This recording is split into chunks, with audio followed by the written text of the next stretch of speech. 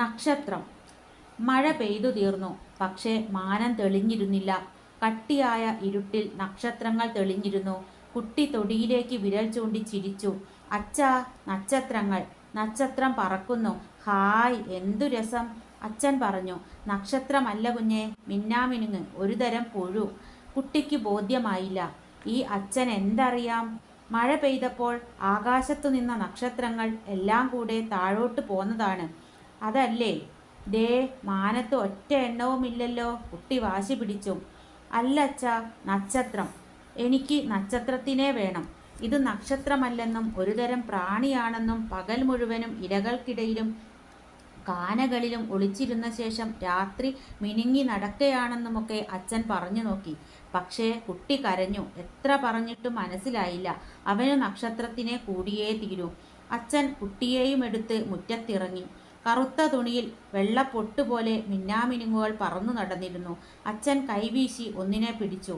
എന്നിട്ട് കുട്ടിയുടെ മൃദുലമായ കൈവെള്ളയിൽ വെച്ചു കൊടുത്തു. അവന് ഇക്കിളിയായി. തണുത്തു വഴുത്ത ഒരു സാധനം കയ്യിൽ ഇഴയും പോലെ.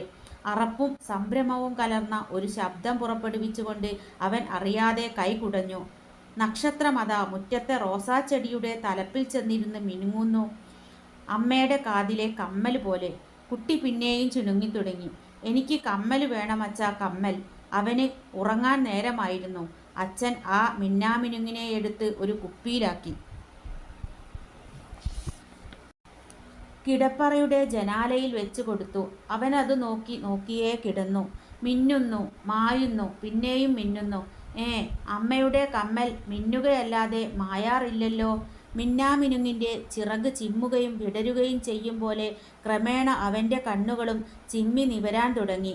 കറുത്ത തുണിയിൽ വെള്ളപ്പൊട്ടുപോലെ 1000 മിന്നാമിനുങ്ങുകൾ തലയിൽ കടന്ന് മൂളിപ്പറക്കുന്നു. മിനുങ്ങുന്ന തല, നേർത്ത ചിറക്, നക്ഷത്ര കണ്ണുകൾ. ഹായ്, പൂ പോലെ കാറ്റിൽ പറന്നു പറന്ന് ഇങ്ങനെ പൊങ്ങാൻ എന്തു രസം! കിനാവിൻ്റെ ചിറകുകൾ വീശി വീശി അവൻ ഉയർന്നു.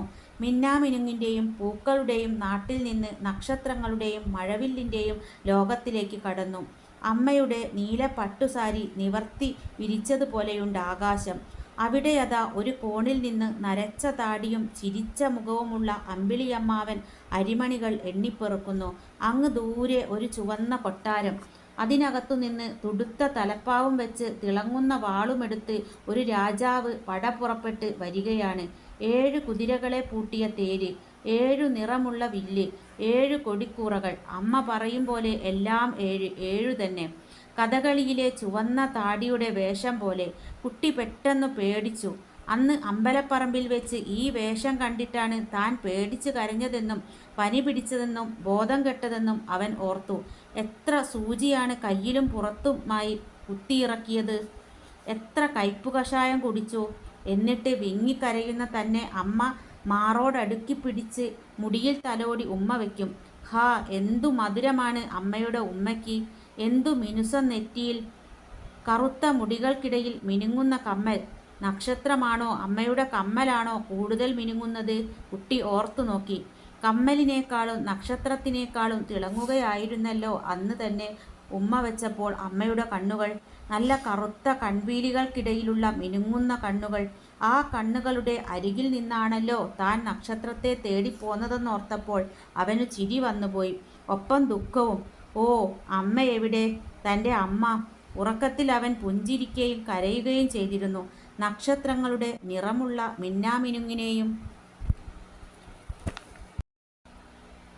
അതിനേക്കാൾ നിറമുള്ള അമ്പിളിയെയും അതിനേക്കാൾ നിറമുള്ള സൂര്യനെയും അതിനേക്കാൾ ഒരുപക്ഷെ എല്ലാറ്റിനേക്കാൾ നിറമുള്ള അമ്മയുടെ മുഖത്തെയും അവൻ സ്വപ്നം കണ്ടു. അമ്മ! അമ്മ എവിടെ? തൻ്റെ അമ്മ! തനിക്ക് അമ്മയെ കാണണമല്ലോ. നിറങ്ങളെല്ലാം മാഞ്ഞു. ഭീകരമായ ഇരുൾ പിന്നെയും വ്യാപിക്കുന്നു. അവൻ കരഞ്ഞു. അമ്മേ, എൻ്റെ അമ്മേ! പെട്ടെന്ന് കുട്ടി ഞെട്ടിയുണർന്നു. ഉണർന്നപ്പോഴേ കുപ്പിയിൽ നോക്കി. നക്ഷത്രം എവിടെ? മിന്നാമിനുങ്ങ് എവിടെ? കുപ്പിയിൽ ഒരു വൃത്തികെട്ട പുഴു ചത്തുകിടക്കുന്നു. അതിനെ ഉറുമ്പരിക്കുന്നു. കുട്ടി അറപ്പോടെ ആർത്തു വിളിച്ചു. അച്ഛാ, നക്ഷത്രമല്ല പുഴു, വെറും പുഴു. അതിനെ എടുത്ത് ദൂരെ കളയൂ. എന്നിട്ട് അവൻ തൻ്റെ അമ്മയുടെ മിനുങ്ങുന്ന കണ്ണുകൾ നോക്കാൻ അടുക്കളയിലേക്ക് ഓടി. ഓറഞ്ച് കുട്ടി, ലളിതാംബിക അന്തർജനം.